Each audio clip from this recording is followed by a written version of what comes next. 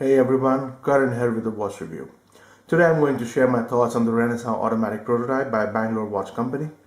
I had the pleasure of meeting Nirupesh, the brand owner of Bangalore Watch Company last year when we organized a get-together for watch enthusiasts in Bangalore. Affable guy with clear ideas, by then he was well into prototyping his final designs. I've had the prototype with me for a few weeks now and worn it for a good chunk of time, even made a few strap changes to see what suits it best. Because I am not an expert on watches, I like to think of myself as a well-informed watch nerd, and I have tried to do justice to this piece of fine watchmaking. For their line of Renaissance automatic models, Bangalore Watch Company takes heavy inspiration from old Indian brands like HMT, Hague Gole, as well as industry leaders like Jaeger LeCoultre and Patek Philippe. As we go through the review, watch enthusiasts can see where the inspiration comes from vis-a-vis HMT watches, Patek Philippe Calatrava, the JLC Master, and even Grand Seiko watches. The watch comes in a solid piano-style wooden box with a smooth lacquered finish all around. There is a soft felt lining underneath the box so that the lacquered finish is not damaged. The box I got with the prototype is actually a bit smaller width-wise, and this will be corrected in the production run. The top side of the box has a printed logo and crest for Bangalore Watch Company, and it's not just a plain old silvery shiny material. The text has a pinkish golden hue to it. This is also called a coffin style box because of how the watch is presented when you open the box. There is a small space underneath the lid where the warranty card and papers can be stored. I did an impromptu unboxing video a few weeks ago, and you can check it out in the description below. The case is a clean design and has individual details to make it a spellbinding sight on the wrist. The case sides have vertical brushing, which is evenly done all around. It is also present in the space between the lugs. The top of the lugs, however, have a circular brush finish. Again, satin brush finish. These have chamfered, polished edges, and this alternating effect is really beautiful and lends to a classy appearance. Size-wise, the watch is 40 millimeters across without the crown, 48 mm lug to lug, and only 11.5 millimeters thick. The downward curve of the case is not too pronounced, nor is it too flat. I think it's just the right fit. It sits very comfortably on the wrist, and none of these edges will poke down onto the skin.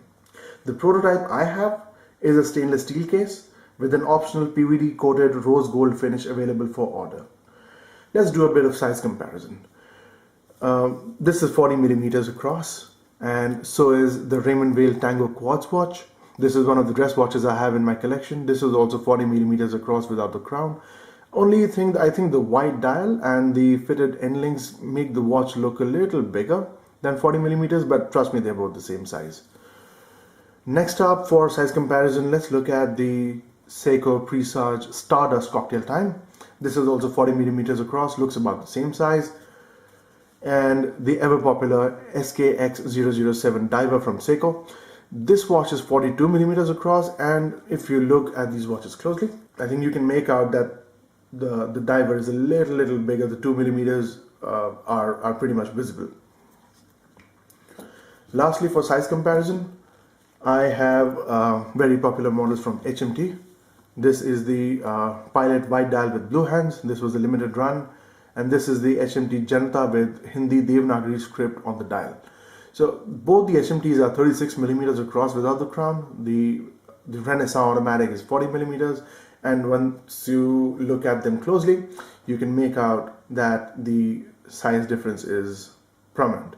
You know, these watches are very alike, and I think this is a good design philosophy. They are inspired from HMT, they are inspired from a lot of high-end brands, and this shows in the final design.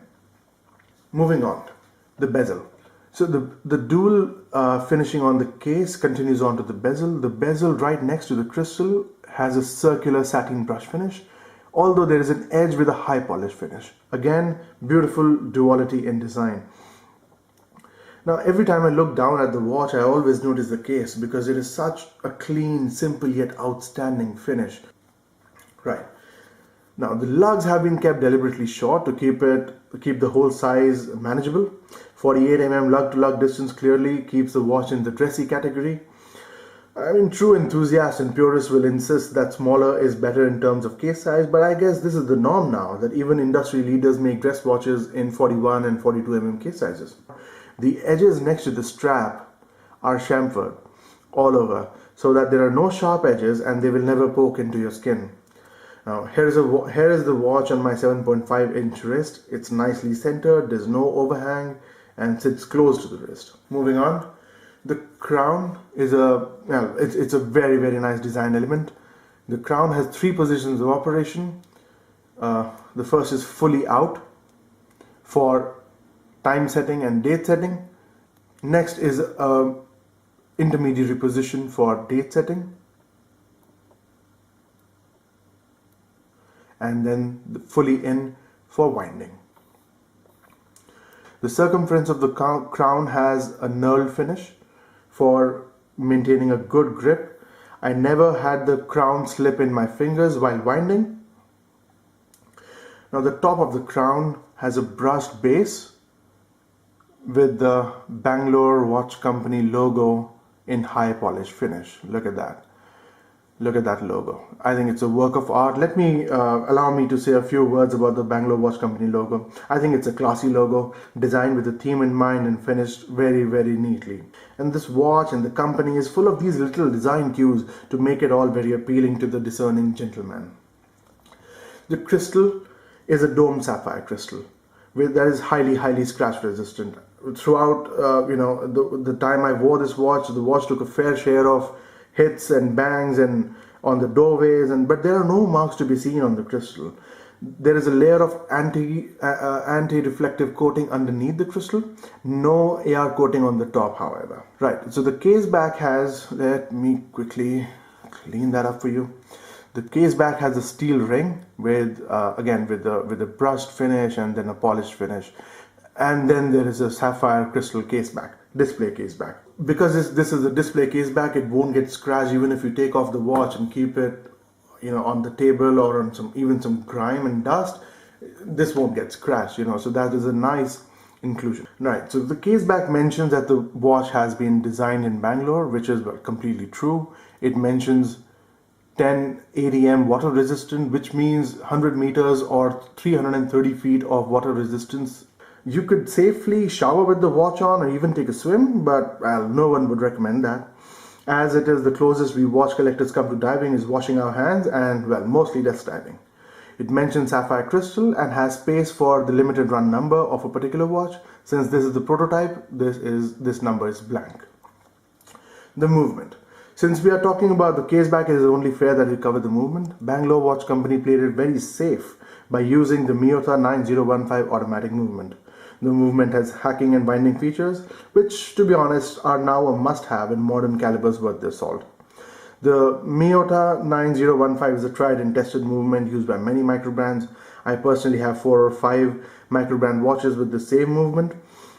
The movement vibrates at 28,800 beats per hour, has a 42-hour power reserve, carries 24 joules, and has highly accurate timekeeping. The movement gained only 2 seconds over 1 full week of continuous wear. That is outstanding performance. As long as we're talking about the movement, let's talk about one of the most unique things Bangalore Watch Company has done.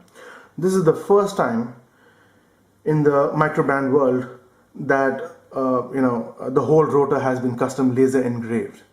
I asked Nirupesh whether they were getting the movements regulated, but apparently they're not, unless the timekeeping is way off from the expected range. For an unregulated stock Miyota movement, the timekeeping is extremely accurate. The sweep of the second hand is stunningly smooth. Look at that. I hope you can see that. Yeah, so that is really smooth. And I have seen such smoothness in motion only in highly regulated ETA, Selita and Swiss movements. So, this is a major plus for this watch. Now, coming to the main attraction of the watch, the dial and the hands. After all, these are the most visible parts of the watch and sometimes even defining aspects of the watch. Laser cut Dauphine hands are a sight to behold. They are aptly proportioned. The hour hand, the minute hand and the second hand, they all demarcate the time perfectly. I look down at the watch and I instantly know the time. Clean and functional design seems to be the hallmark of the Renaissance automatic. The hands have a thin line of superluminova luminous material. It's fine, it's bright enough after a few seconds of exposure in the sunlight, but it's not too long lasting because I guess the material, the quantity of luminous material is very less because of the shape of the hands. That's fine because it's a dress watch. It's not supposed to be a loom monster, and I think it works very well in this scenario. Now the dial, oh god, the dial is a work of art. Look at that. It has concentric circular brushing. It is finished so nicely that I have stared at the dial for minutes on end, and people have looked at me like I'm crazy. The prototype I have has a deep anthracite dial, and the other options for order are grand ivory and argentum. The dial has, like I said, circular brush finish, and the sunburst effect makes the dial pop at every angle. The dial, interestingly, has 74 total stainless steel applied markers. So 12 hour markers, 60 individual minute markers, the Bangalore Watch Company logo, and the date frame window. Wow, I mean, imagine the effort that has gone into making this dial, and that alone justifies the price of the watch. The same markers will be PVD coated rose gold in case one orders a rose gold case finish. Miyota 9015, the movement allows for a date complication, and the date window on the dial is very evenly, cleanly cut out. I think the dial and the watch and all exudes class and fine workmanship. The final aspect of this watch is the included leather strap. Made on order by a local Bangalore watchmaker, a strap maker, I am pleasantly surprised by the high quality of materials used. The strap is made of genuine leather from calfskin leather, has a crocodile pattern embossed on top. The underlining is a soft nubuck leather which is highly resistant to sweat and abrasion. I mean, I wore this strap for days on end, and as you can see, there is no discoloration because of sweating or water use. So, this is very good leather and material that has been used. The strap has quick release spring bars for easy swap and removal. So even these cutouts are, because the strap is a prototype, these cutouts are going to be much more refined in the final production run. So because of these quick release spring bars, look how easy it is to take off the strap. There you go. And it's equally easy to put it back on. This is fast becoming an industry standard for micro brands, which I think is a really, really good thing. Because, for strap maniacs like me who love to switch out straps on a daily basis, this is a godsend. The unique feature about these straps is the way they wear. Most mass market straps, for example, this OEM Seiko strap, has, these are stiffly padded. They have stiff padding in them, because of which the strap takes a very, very long time to break in. I mean, look at how stiff this is. I can't bend it, I can't manipulate the strap too much.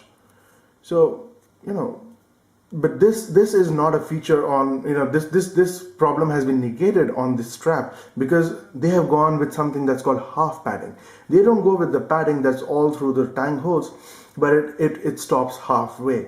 Because of which, sure, there is an initial section which is a little stiff, but then the rest of the strap is very, very smooth and supple. This takes the shape of my wrist very easily. The strap hugs the wrist and doesn't leave unsightly gaps. To round off the positives, the Renaissance Automatic is available to pre-order on the Bangalore Watch Company website. There are two case finishes available, stainless steel and PVD rose gold. There are 3 dials available as well, the deep anthracite. There is argentum and grand ivory, as I mentioned before. In all, there are 6 models, and each is as beautiful as the next. I had a hard time choosing which one I liked best, and while I have a special bond with the steel anthracite prototype, in my personal opinion, the rose gold grand ivory is a class apart. Right. All the positives are well and good, but there has to be some sort of bad in there too, right? There is, but at this point, it feels like I'm nitpicking. First off, the lack of a screw-down crown, that bothers me. Sure, there is no need for it on a watch of this sort. It's a dress watch, for God's sake. I mean, you don't need a screw-down crown on this. But, it would be a nice feature to have. Nobody's going diving with it either. It's a nice feature to have, though, as it gives the added security and water resistance. On putting this question to the owners of Bangalore Watch Company, I was informed that adding a screw-down crown would mean that a larger crown, maybe larger this way or maybe larger this way, would have had to be used, and that would have thrown off the whole aesthetic of the watch. So that's why I said I'm nitpicking. Next up, secondly, while the strap is really nice, it would have been far better to offer a bracelet.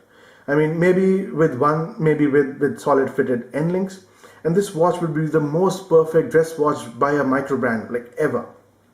This watch screams for a bracelet. It's so well finished that a bracelet would have been the perfect addition to it, and it's a shame that it doesn't come with one. Let's hope the guys at Bangalore Watch Company make a bracelet for this and sell it in the future.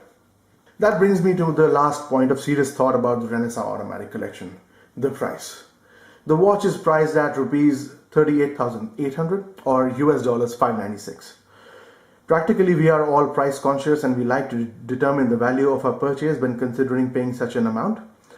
And look at it in rupees or in dollars, the price is on the higher side for a microbrand, especially for a microbrand that is releasing their first model that is unheard of, that is untested, especially when they are using a standard, robust but standard Japanese movement rather than a Swiss movement.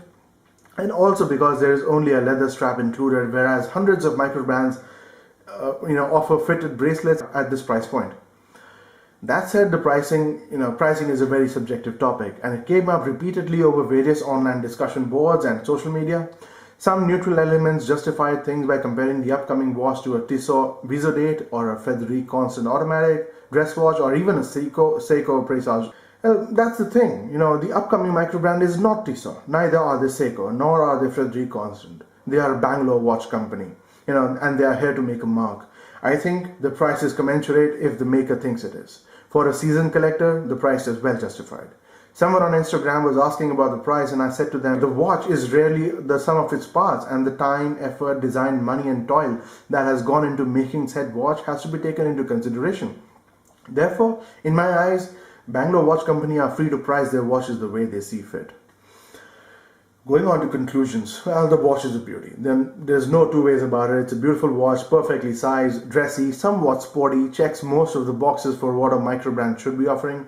It goes above and beyond the requisites in terms of details and embellishments.